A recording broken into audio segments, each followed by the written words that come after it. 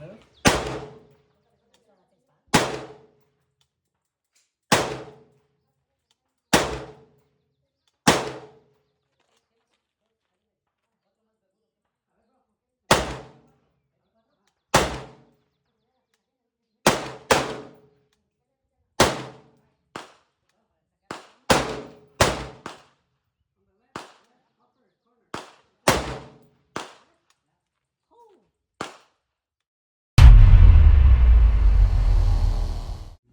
What's up, guys? Welcome back to the channel. I'm your host, Angel. Today we're going to be going over my AR setup. So I made a video on this about a year ago, specifically about the upper receiver, because this is a Daniel Defense M4 V7, but this upper is a Optics Planet exclusive. So but when I was researching the product, I actually saw that there was no like reviews or any like information about it, other than I think one video that really didn't talk about it. They just had this upper and he shot it with like a bunch of other guns. But my video that I posted is like the only video about this specific upper. So I had that video. It was like right when I got it out of the box. So I didn't even shoot it. I know this is probably a long time, but I've had this rifle for over a year. So now it's like, I think it's due for an actual like review about how it performs and how well it's been doing. So let's get into it. All right, so first thing, we're gonna start tip to butt. And the muzzle flash, it is a bird, like a standard A2 bird cage, but it is extended. So this is actually a 14.5 pin and weld. It came like that out of the factory, so I know some people are kind of iffy about pin and welds, but this version I actually didn't mind it because I did want a 14.5, so it actually was perfect. I actually really like this barrel length. It's what I use for the or all the military guys that use the M4s. That's what this barrel length is. So I'm a little used to running a 14.5. So they actually sell two different versions of this specific upper receiver. They have this version with the standard A2, and then they have the Surefire, I think it's the 3-prong flash hider that you can get. At the time when I bought it, it actually wasn't an option. So they might have taken it down or it's like discontinued. So don't quote me on it, but I know I read some comments and some people actually are like still getting it shipped out with the pin and weld. So if you're lucky, you might get it. But other than that, then the barrel, it is a government barrel, which for a DD, it's kind of odd. So that's why this is like on the website, it's not really called a DD M4 V7. It's actually called a DD M4 Custom because it is custom. It's not any barrel configuration or receiver configuration that you can get from the stock with Daniel Defense from any of their like actual rifles. This is like Optics Planet's specific designed exclusive version. So it is a government barrel, a little different than, I think most of their other ones are lightweight barrels, but the government barrel, I haven't had a problem with it. I actually like a heavier barrel on my AR just because if I'm using it this is more like my duty gun. So, you know, I want that extra like duty strength for my rifle. So that's why I actually really like the government barrel spec with it. This didn't come with it, but it is my Streamlight Pro Tac. I love this light. It actually helps me very well. I know a lot of people are running Surefires, but for the price, it's actually not bad. It is a little big, but for weight wise, like it doesn't weigh down the gun at all. On the front heavy, it's not front heavy at all. So moving down the receiver, I love this color. So this is actually the biggest reason why I bought it. That receiver, if you can see it in the sun, there you go. It's like that mil-spec brown color they have. And I know you can get like your V7 handguard Cerakoted, but from the factory, they actually don't sell any of their, the DDM4, I think it's called the MFR, M-Lock handguard. They actually don't sell it in this and actually their color, the mil spec brown, which I think is kind of odd, but you know, that's actually why I like it, because everyone knows this color from the Mark 18, the Riz 2 rail, which is like notorious for that mil spec brown color. So that's the main reason why I bought it. It's also very lightweight. I've handled DDM4 V7s before. Actually, technically, this is the SLW like configuration, like the same length and spec wise, but the barrel and the actually this is the same. Just the barrel is really the biggest difference between that and the SLW. But moving down, so this is just the normal Daniel lower that came with. I actually bought a DDM4 V7 like pre-build from the gun shop I used to work at, and I saw this upper, so I changed it out. So everything, everything like internally component wise, other than the custom barrel, is pretty much all DD spec. The bolt, the charging handle, this buffer spring, and the tube. Those are all Daniel Defense specs. When at the time of buying it on Optics Planet, the upper, it didn't actually show that it came with the Daniel Defense bolt carrier and the charging handle. So it just said that it came with custom bolt carrier group. So I thought it was just going to be like a hybrid where they took Daniel Defense's stuff and then put in a little bit of different custom parts, but pretty much everything was straight out of the factory. And actually everything came with everything came from the factory because it came in a box. This is actually what it came in right out of the factory. Literally it's just a DDM4 upper receiver group. So pretty much only came with just that.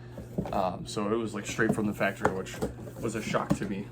But hey, it came from the factory, so it was kind of nice that it was all genuine, like reliable parts. Moving down, my optic, it is a Vortex Crossfire 2. I know a lot of people are gonna groan when I say that, but actually, to my surprise, it has actually performed very well. It is a 1-to-4 times. This specific one is also the Optics Planet exclusive. So I know a lot of people don't like it. It is a cheap optic. I have been running it just to try it out because at the time I've never ran LPVOs, so I wanted to get this cheap one just to try it out and see if it was, you know, something I'd like. If not, I was gonna switch up to an ACOG because that's what I was trained with in the military and that's what I know and very familiar with. So I got this just to try it out, and actually, to my surprise, it was pretty well, and I really like LPVOs now. So on the list, I'm eventually gonna get the Razor. That's like my dream optic, so I do want to get the Razor. It's a little expensive, but it is on the list. Don't worry, guys. I promise. I know in the comments you guys are probably gonna roast me for this, but if you want to roast me, sure, I don't care. But I am gonna use this now, and I will upgrade it. Don't you worry. This is not my final optic that I'm sticking with. But the one thing that the receiver and why, going back to what I said about how I thought it was like a custom hot like Frankenstein upper, was because on the normal markings for a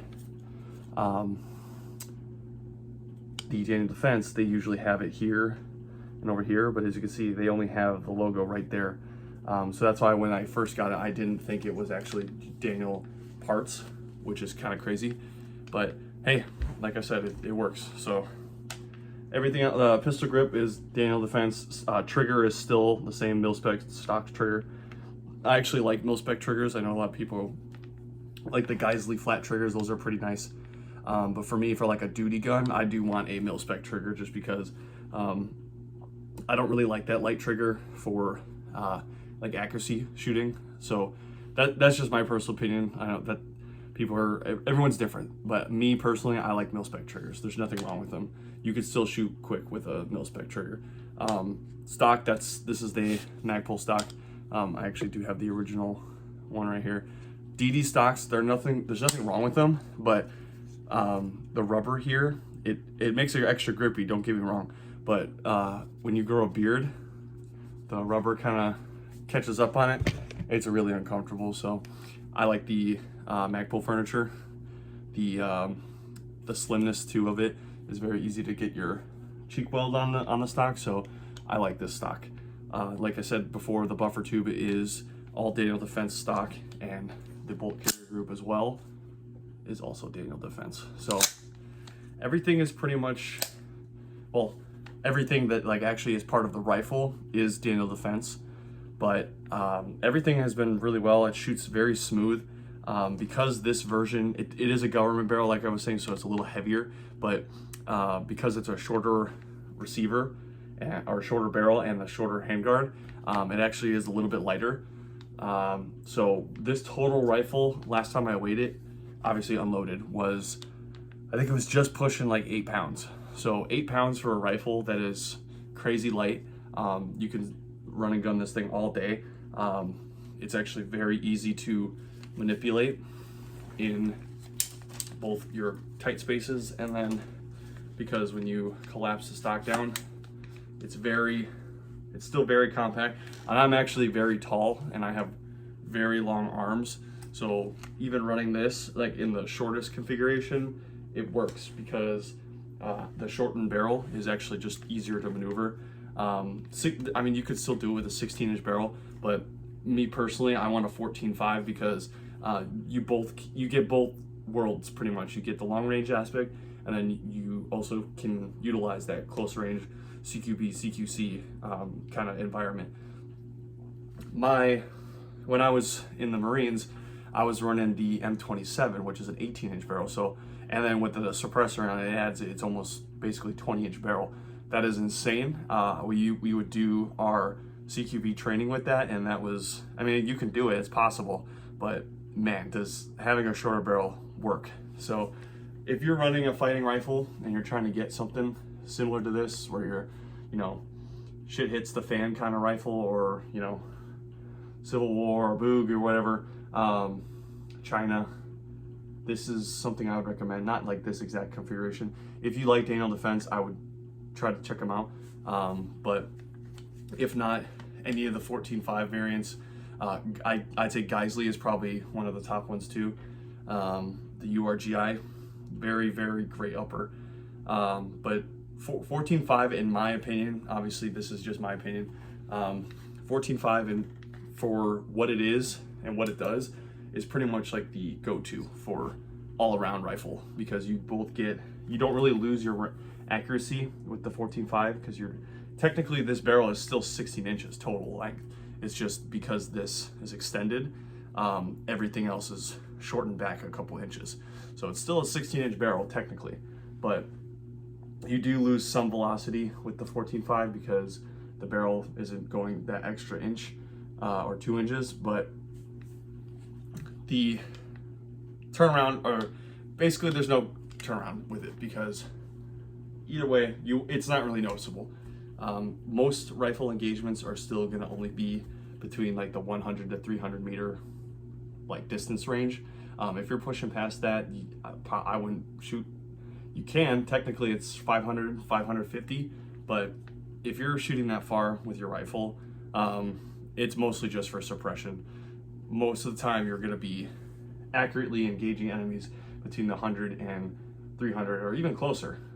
So keep that in mind when you're building your rifles. I know a lot of you guys already have your rifles, but if you are building multiple, I would recommend doing something like this for your duty rifle. I would also recommend a magnification. I know a lot of guys swear by red dots, but just keep that in mind that, you know, if like something happened, you can't find batteries. Obviously you can co-witness your sights, but you know, like it's just an extra step or extra worry that you have, because with these like LPVOs and even the ACOGs, if there's no batteries that include those. So if the battery goes out, which these do work with batteries, but if the battery goes out, I can still look through my optic. So just keep that in mind when you're building your rifles. If you're making a duty rifle, so I would stay away from batteries. I know that doesn't make sense with the flashlight, but you know, I can still use my rifle without the flashlight. So just keep that in mind. But then while this is going, I'm gonna shoot some footage, but that's pretty much my overview of the rifle. It shoots very smooth. Pretty much shoots like the same thing as like a normal AR. If all you military guys, it'll shoot the exact same as a M4 carbine. So all you veterans out there, if you get a 14.5, something like this, it's actually lighter because those quad rails that they run are so heavy, especially if you had a 203. I was a 203 gunner at a time. Man, that was so front heavy. But no, something like this, y'all are gonna enjoy. That's pretty much it. So thanks for watching, you guys. I'll see you guys in the next one. Peace.